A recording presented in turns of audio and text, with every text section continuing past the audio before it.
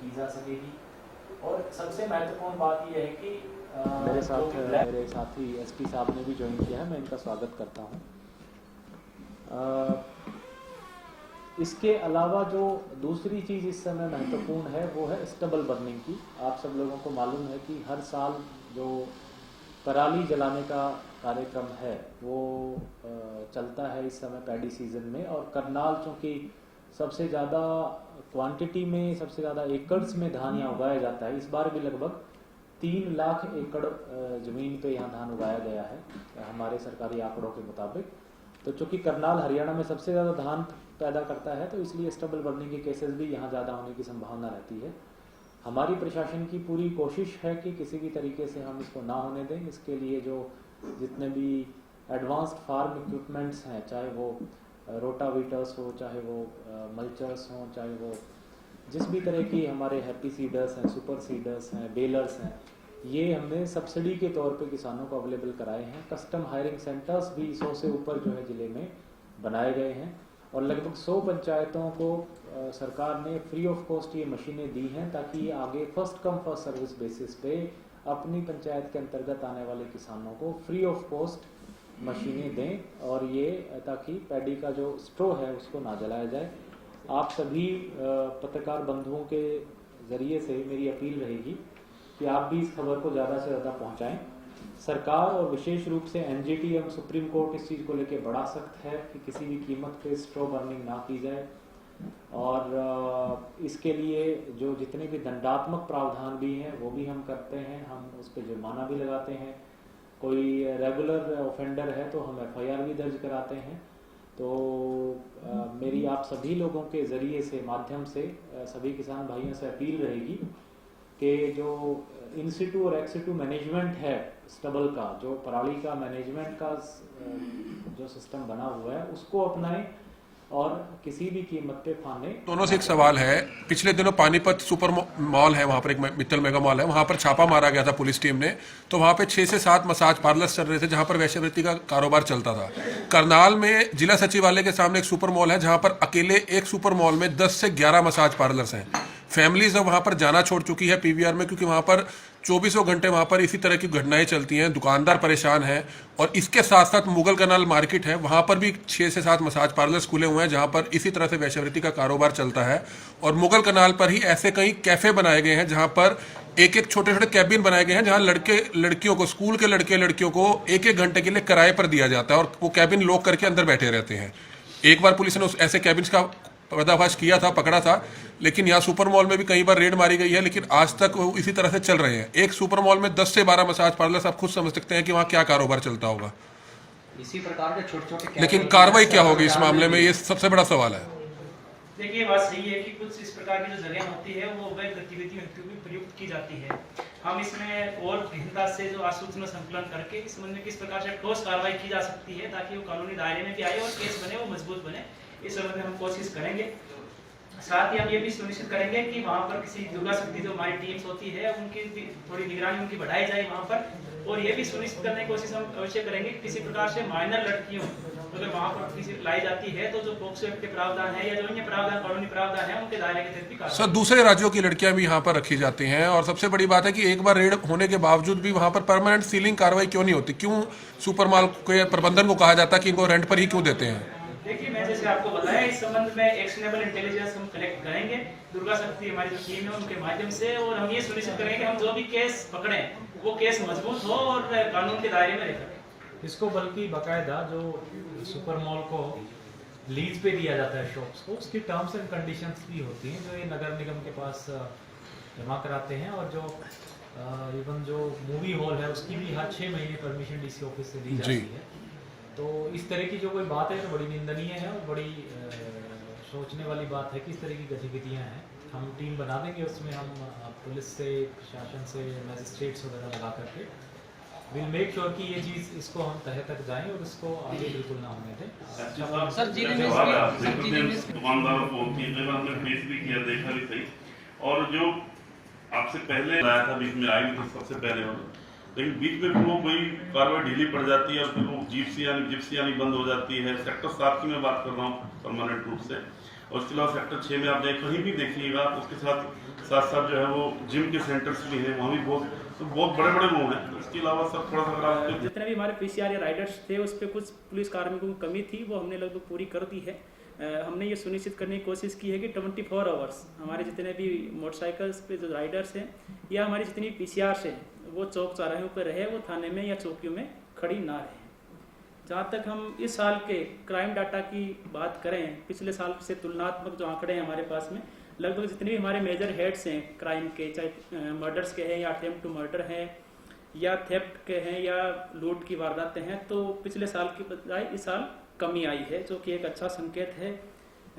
इसी जो हमारा कमी आई है इसको और कम करने के लिए भी जिला पुलिस लगातार प्रयासरत है। रोड एक्सीडेंट्स की जहाँ तक है डाटा की बात, तो रोड एक्सीडेंट्स के मामलों में लगभग 20% के आसपास कमी है, चाहे इंजर्ड के मामले हो या डेथ के मामले हो। लेकिन पिछले कुछ समय में थोड़े बहुत एक्सीडेंट्स कुछ जगहों पे हुए हैं, जैसे आज सुबह भी एक एक्सीडेंट का मामला आया था। तो देखा यह गया है कि जितने भी हमारे हाईवेज हैं वहाँ पर कोई व्हीकल खराब हो जाता है तो उसके टकराने की संभावना ज़्यादा रहती है, क्योंकि कोई ना कोई उस व्हीकल को सही करने के लिए काम कर रहा होता है और पीछे से कोई व्हीकल की आपस में टक्कर होती है। तो हम ये सुनिश्चित कर रहे हैं कि हमारी जितनी भी हाईवे पीसीआर्स हैं उनके पास में रिफ्लेक्टर वगैरह इत्यादि हो और साजो सामान हो, ताकि वो कम से कम 30 या 40 मीटर पहले ही वो वहाँ पर लगा दे, ताकि कोई भी व्हीकल आ रहा हो तो उस ड्राइवर को पता लग जाएगी आगे कोई व्हीकल खड़ा है और इससे दुर्घटना होने से बचाया जा सके। साथ ही रोड सेफ्टी हमारी प्रायोरिटीज में से एक है। हमारी मासिक बैठक भी होती है डीसी साहब की अध्यक्षता में। तो जितने भी हमारे ब्लैक स्पॉट हैं जहाँ पर एक्सीडेंट ज़्यादा होते हैं उन पे किस प्रकार से कमी लाई जा सके, चाहे वो इंजीनियरिंग में सुधार करके या किसी भी डिपार्टमेंट के इंटरवेंशन से वो कमी हो सकती है, तो हम वो कोशिश करेंगे। उस समय जो अधिकारी थे उन्होंने बताया था आयुष्मान योजना लागू होती है, लेकिन बाद में क्लियर हुआ पत्रकार जीपीएल में नहीं है इसलिए लागू नहीं हुई। ये मुख्यमंत्री के नोटिस में, सारे प्रशासन के नोटिस में, लेकिन हमारा प्रयास जारी है पत्रकारों के लिए वो भी हो। अब क्योंकि करनाल की ये मीटिंग है, करनाल के साथी हैं, एक चीज आपसे रहती है, डीपीआरओ साहब भी बैठे, एक मीडिया सेंटर बना करनाल में आपके इसी में 2nd फ्लोर पर, लेकिन वो पर्याप्त नहीं है। 30 के लगभग पत्रकार बैठते हैं, वो सब आप मौका देख लेंगे तो कुछ 50-60 पत्रकार तो बैठ सकें। कोई मीटिंग हो, ग्रुप की मीटिंग हो, पत्रकारों की समस्या डिस्कस होनी हो, कोई छोटी प्रेस कॉन्फ्रेंस करनी तो वहाँ की जा सकती है। तो आप सब लोग उस बारे में विचार करें, मीडिया सेंटर का विस्तार किया जाए।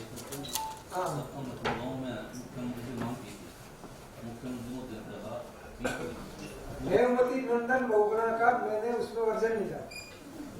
हेमवती नंदन बोगरा ने बहुत बढ़िया प्रेस कॉन्फ्रेंस करते थे, साथियों से गेट से रिसीव करते थे, गेट पे छोड़ते थे। जब सामने का समय आया तो उन्होंने मेरा हाथ पकड़ा, तो पंडित जी एक बात मेरी समझ में नहीं आई, आपने मेरा वर्जन क्यों दिया? उन्होंने इतने प्यार से बात कही कि आज भी याद करती है, मैं उनको उदाहरण देता। उन्होंने मुझसे लड़ाई नहीं लड़ी। ये आरोप पत्रकार का रोज बदलते पैसे खा गया, उसके उस पर काम करता है इशारे पर। प्रेस अगर अपने आप में फ्री है, प्रेस अपने आप में ईमानदार है, तो उनको भी ये प्यार करना चाहिए कि उनकी कोई कमजोरी पॉइंट आउट करें, स्वीकार कर ले, हाँ गलती थी, नहीं आपका वर्जन दिया, बट समय का जैसा लोग अपेक्षा रखते। तो उसमें हम ये चाहते हैं कि आपकी भावी योजनाएं क्या क्या हैं, क्या क्या टेकअप किया है शहर में, उसके क्या लाभ मिलेंगे। एक लाभ मुझे एक दिन आपसे बातचीत हुई थी तो आपने बताया, वो बड़ा अच्छा लगा। सफाई का खर्चा यहाँ ठेके पर जब 3.5 करोड़ रुपए पड़ता था महीने का, 2.5 करोड़, और अब इन्होंने उस सिस्टम को बदला है। उसमें एक लाभ तो ये हुआ जो सफाई कर्मचारी उनके वेतन में वृद्धि हुई, और दूसरी चीज ये हुई अब 1 करोड़ की बचत होने लगी। इन्होंने कहा मैं 1 करोड़ जो बचत होगी वो भी सफाई के काम में ही लगाऊंगा। मतलब कोई बचत ये नहीं होगी कि नगर निगम उसको बचत करके अपने यहाँ ले जाएगा। तो मुझे बहुत अच्छा लगा कि 1 करोड़ की बचत होगी और उस बचत को फिर शहर के सफाई के कार्यों में लगाया जाएगा। तो ये अच्छी बात लगी। ये मेरी उस दिन जो बात हुई थी वो मैं जो अब तक समझा आपको, अब स्मार्ट सिटी में है। और पुलिस के एसपी साहब से 2-3 बात पूछनी है। एक तो ये प्रेस से जो कोई नहीं और चला आ जाएंगे तो इतने आप बताइए इस सब, और आप अपने मन से पूरे सवाल पूछिए। 1-2 चीजें और भी बताऊं। पंडित जी ने जो बात ऐड की मीडिया की, तो ये बात तो मैं उससे सहमत हूँ कि कोई इसमें बिल्कुल एनिमिटी वाली बात नहीं है। ऐसे नहीं कि कोई अपोजिशन है मीडिया की, पुलिस से, प्रशासन से, किसी से भी। और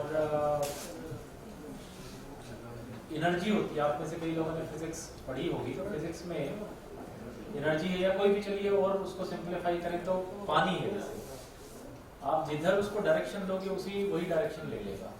तो अगर हमने जो मीडिया की इतनी बड़ी पावर है, इसको हमने सकारात्मक तरीके से अगर उसको चैनलाइज करेंगे तो सकारात्मक यूज भी बहुत सारे हो सकते हैं। उसका एक बहुत बड़ा एग्जांपल हमने कोविड के दौरान देखा कि चाहे विभिन्न जो प्लेटफॉर्म्स थे मीडिया के, इलेक्ट्रॉनिक है, प्रिंट है, सोशल मीडिया है, लोगों तक अपनी बात पहुंचाने का इससे बढ़िया तरीका नहीं हो सकता था। चाहे हम उसमें कोई अपनी गाड़ियां लगा के प्रचार कराएं या कोई लाउड स्पीकर्स लगा के कराया भी हमने, लेकिन जो घर घर तक जो खबरें पहुंचाने का जो हमने जरिया आप लोगों को चुना, और वो हमें उसमें बड़ी सफलता मिली।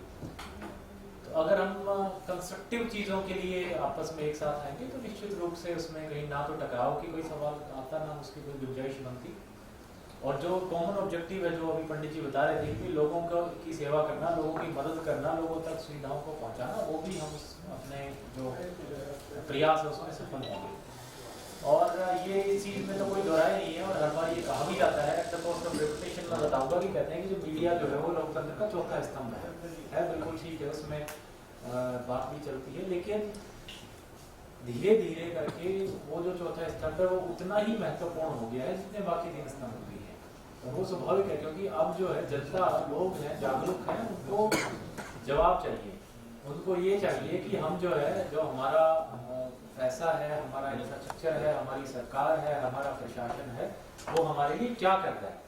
हरियाणा पत्रकार संघ की तरफ से आज एक प्रेस मीट रखी गई। इस प्रेस मीट में करनाल के उपायुक्त निशांत यादव और करनाल के एसपी गंगाराम पुनिया भी मौजूद थे। इस समय हमारे साथ केवी पंडित जी मौजूद हैं, जो प्रदेश अध्यक्ष हैं। केवी पंडित जी, क्या कहना चाहेंगे? इस प्रेस मीट का क्या मकसद रहता है, क्या उद्देश्य रहता है? क्योंकि तमाम पत्रकार इकट्ठे भी हो जाते हैं, अपनी समस्याएं भी रख देते हैं, और जो प्रशासनिक अधिकारी हैं उनसे मुलाकात भी हो जाती है, उनसे बातचीत भी हो जाती है। इसके 2 उद्देश्य हैं। एक तो हमारा ट्रेनिंग का हिस्सा है, प्रशिक्षण का, क्योंकि हमारे अधिकांश पत्रकार साथी अंशकालिक, उनको मीडिया की कोई ट्रेनिंग नहीं होती, उन्होंने जर्नलिज्म का कोई कोर्स नहीं किया होता, तो उनके लिए तो एक ये ट्रेनिंग वाले है।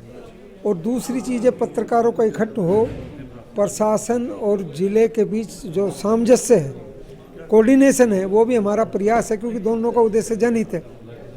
तो पत्रकार अपने मन की बात कह सकें, जो दिक्कत महसूस करते हैं वो कह सकें, जनता के हित के जो काम रुके हैं उनको नोटिस में ला सकें, और प्रशासनिक अधिकारियों का काम है उनको दूर करें।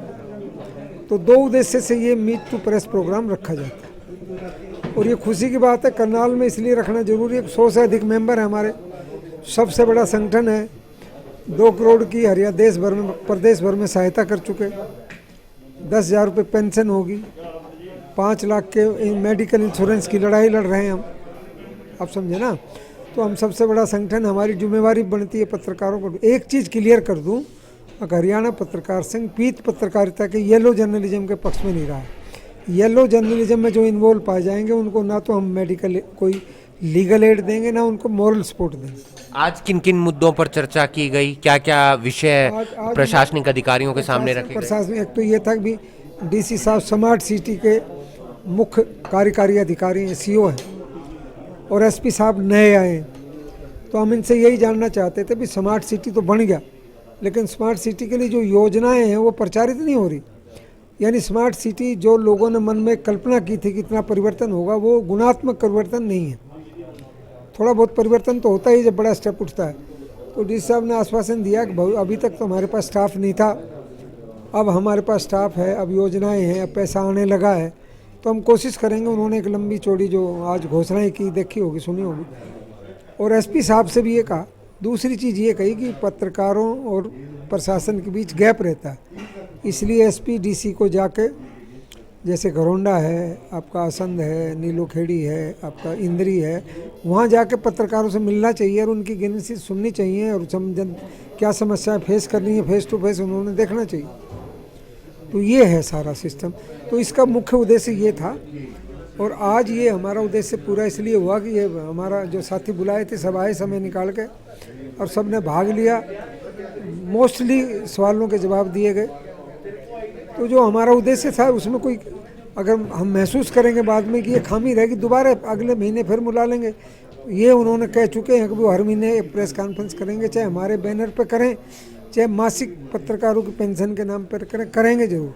क्या कहना चाहेंगे, किस तरीके के जो उद्देश्य रहते हैं इस प्रेस वार्ता के, और आज मीडिया सेंटर की भी एक बात उठाई गई, कितना उचित समझते हैं और कितना लाभदायक समझते हैं? देखिए, सबसे बड़ी बात ये होती है कि जब ऐसी पत्रकार वार्ताएं होती हैं, जब सारा का सारा मीडिया प्रशासन से बात करता है, तो दो बातें निकल के आती हैं। जो बात पब्लिक में है वो प्रशासन तक पहुंचती है, और जो प्रशासन कहना चाहता है वो पब्लिक तक बात पहुंचती है। क्योंकि मीडिया जो होता है, खासतौर पे जो प्रेस मैन होता है, वो बीच का एक माध्यम होता है, इसलिए उसको मीडिया मैन कहा जाता है। जो मुख्य बात थी आज की, एक तो सबकी जो शहर में क्या हो रहा है, शहर में क्या डेवलपमेंट्स हो रही हैं, आने वाले समय में क्या कार्य योजनाएँ हैं, आने वाले समय में क्या होने जा रहा है, और ख़ासतौर पर लोक जनहित की बात, जनहित के मुद्दे जो हैं वो सभी उठाए गए हैं। और प्रशासन ने ये भी कहा है कि हम उसको अमेंड करेंगे, बहुत सी योजनाएं उन्होंने बताई हैं। लेकिन मूल बात जो मैं कहने जाता हूँ, जो मूल बात जो निकल के आई है, मूल बात प्रशासन इस बात में इंटरेस्टेड है, एसपी और डीसी दोनों इस बात में इंटरेस्टेड हैं कि उन्हें मुद्दे बताए जाएँ। उन्होंने कुछ पॉइंट्स जो नोट किए हैं, खासतौर पर जैसे अभी साइकिलिंग वाली हम बात बताएं कि सड़कें छोटी होती जा रही हैं और शहर बड़ा होता जा रहा है, ट्रैफिक बढ़ता जा रहा है, और भी बहुत से मुद्दे जो सभी के सभी लोगों ने उठाए हैं। मुझे लगता है कि ये बहुत अच्छी बात हुई है, और ये अच्छी पहल है, और हर महीने हुआ करेगा, और मीडिया सेंटर भी बड़ा बनेगा। और इस तरह कई जो सवाल साथियों ने उठाए हैं वो सभी जनहित के थे, और मुझे लगता है कि आने वाले समय में इसका लाभ मिलेगा, जनता को लाभ मिलेगा।